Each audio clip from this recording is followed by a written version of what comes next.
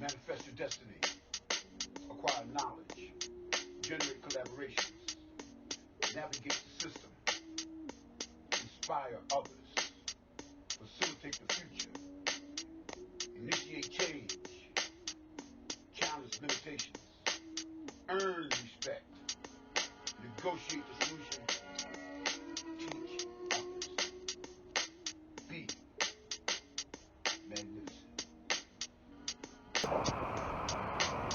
Hello. Good morning, good afternoon, good evening, wherever you are in the world. I'm wishing you the best and hoping that you're having a magnificent day. This is Michael Rice, and I am the Connector. And I'm going to welcome you to Connector Live, where I give you some rice advice. Okay. When somebody once told me that in order to give a good presentation, then you must establish rapport with your audience. I'm out here down here in Philadelphia, South Philadelphia. Found me a nice wooded area. Unfortunately, there's driveway parking lot right beside me with a lot of cars going by. So forgive that. But they said that in order to really communicate with people, first establish rapport with them.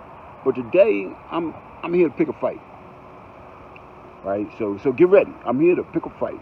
I'm here to pick a fight with average, right?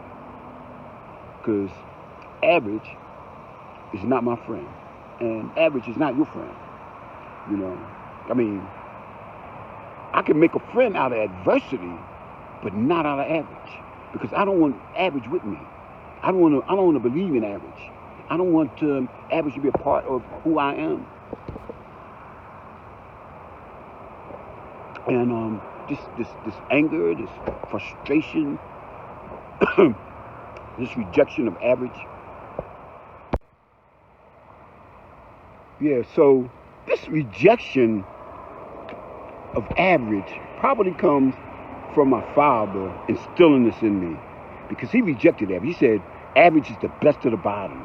He said when you average, you're like sheeple, and sheeple don't think for themselves. They think for a group of people. They look for people, for other people, for guidance on how to live their lives and what to do next, or who to vote for, or how to behave. When you should be looking for something inside yourself. You should be feeding your nature. You should be developing your own principles based upon the knowledge that you acquire in life. And at some point in time, I'm going to teach you the 11 principles of the Magnificent Manifesto, which I teach the young people in my program. And the second thing is acquiring knowledge. And once you acquire that knowledge, using that knowledge within your life to make you better, so that you can, at some point, be magnificent. But I think my father instilled that at me, and he used to, I was reminded of this every year, at least 4 times a year, when he wasn't, just staying on my case about achieving at report card time. I remember, back in the day, we used to all gather in the kitchen, right? My parents would be in the living room, sitting on the sofa, right? They were waiting for us. And then my brothers and sisters, we'd be in the kitchen. Now, there's one particular year, my sister, it was just my older sister, myself, and my younger sister, right? Who were in the kitchen waiting. But because my brothers are like 10 and 9 years older than me, so the time I was 8 years old, they were out the house. And this particular year, I don't know, I was somewhere around 12, 13 years old. I think I was in junior high school, and my got report card had a bunch of C's on it. Now, see, I had a unique dilemma just in the order of birth, because my older sister was a straight A student, right? She was very studious, very scholastic, and she was going right before me. So she's called into the living room, stand in front of my parents. My father looks at a report card, and he sees all the A's, and he sees that one B. And of course, that becomes the center of his focus. So he says to her, "What's with the B?" My sister, who very much valued my father's approval, she was named after him. Oh, and just bust out crying and ran out the room. Now I was next. Now, and I'm looking at my record. I got all C's, and of course I was a little reluctant. But shoot, I passed all my subjects. I was proud of that.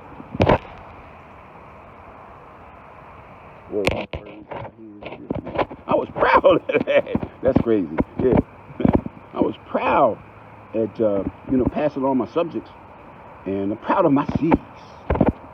So I go from my father. He looks at me. He said, "What's this?" I said, "C's." He said, "What's a C?"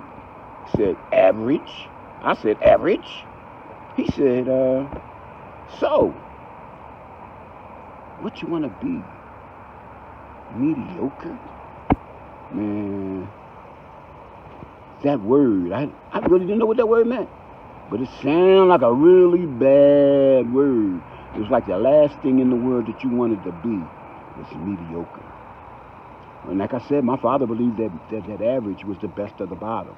He didn't believe that you had to do too much. As a matter of fact, in the Philadelphia school system, you could just show up and they pass you on to the next grade. So just passing, just being average is not enough to be achieving and to take on the world. What the world has in store for you, you've got to be have above average resilience, right? And resolve in order to make it. So I'm here to pick a fight with average. I'm here to tell you that when you start to see yourself average, get angry with yourself, because you're much more than that.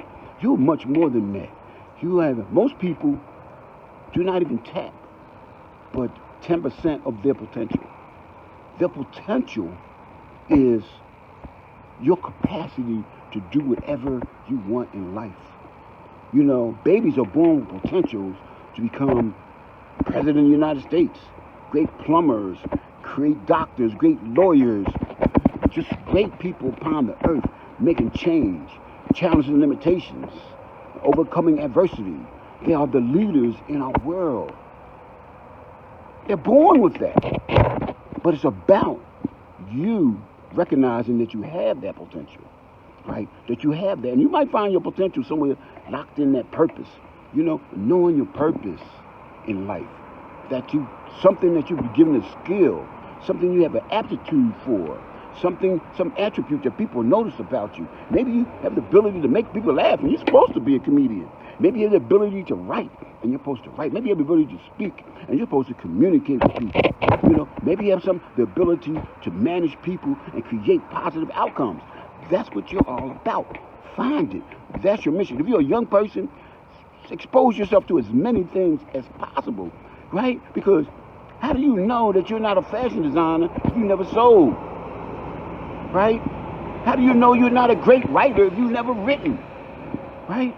So write, read, expose yourself to as many forces of society as possible, and then make a decision, right? I believe that who you are and what you can begin comes down to your DNA. And when I talk about DNA, I'm talking about decision making and action taking. And that D in decision making and DNA is make a decision that this is what you want to be and resolve yourself to it. Don't come out of high school, don't come out of college wondering what you're going to do with your life, right? Make a decision. Focus. Focus means follow one course until success. So focus, choose your goals, right? And then affirm yourself. The first step is to have a vision of seeing yourself where you want to be 4 years from now, 5 years from now. The second step is affirming that goal every day, thinking about it in the morning and in the evening, right? Write you out affirmations. I am a great writer. I am a great speaker. I am a great person. I am going to do whatever I choose to do in my life because that's the way it's supposed to be. You know, the second thing is having faith. Your purpose, knowing your purpose, but you got to have faith. Once you know your purpose, you know, the second thing is having faith that it is your purpose. And then nothing can stop you. I'm telling you, once you establish your purpose, the universe will open up to you. It'll be like when you go to Target, right? Or you go to the supermarket and you walk toward that door and the first is blocked, right? But if you have purpose, right, and you have faith, the doors will open up. Like those automatic doors will open up to you. And as you go about choosing things, and a lot of times, the things that you think you couldn't do, that you know, will become easy for you. Because that's what you're supposed to do. Now, don't get me wrong. Life is not easy. You know, life is not about throwing punches as much as it's taking punches. Sticking to it, being able to take a punch, being able to take a setback, right? Remember, setbacks are set-ups to comebacks. And comebacks is what champions do. So this is Michael Rice, a.k.a. The Connector, saying always, keep connecting. Keep connecting with your mind, with your body, and with your spirit. And then join us, because we're building a network of magnificent people.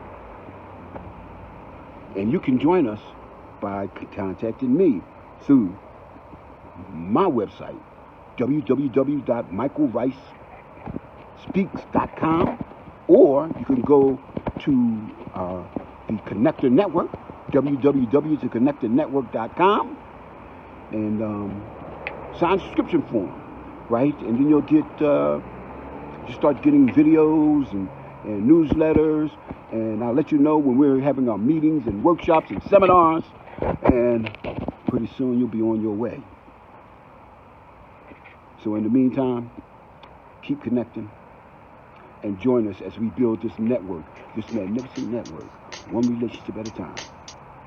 Peace. Manifest your destiny, acquire knowledge, generate collaborations, navigate the system, inspire others, facilitate the future, initiate change, challenge limitations, earn respect, negotiate the